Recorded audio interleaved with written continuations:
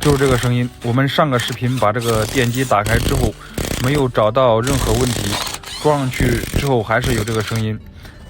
评论区有朋友们说，有的说是刹车片，有的说是那个扫膛，有的说是电机磁康片消磁。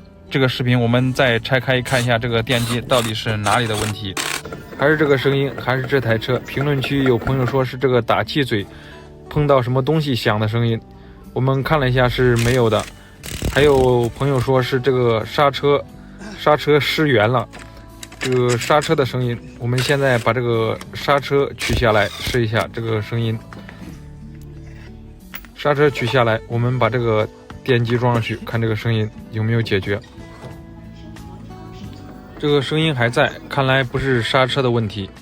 还有人说是这个磁钢片扫膛，我们拆开看一下这个电机是不是磁钢片或者是扫膛的问题。我们上次拆开并没有发现什么问题，这次拆开我们仔细检查一下，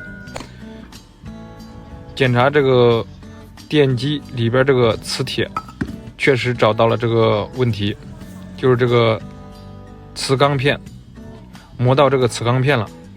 这下这个问题找到了，我们已经把这个问题完美解决了。再次听这个声音，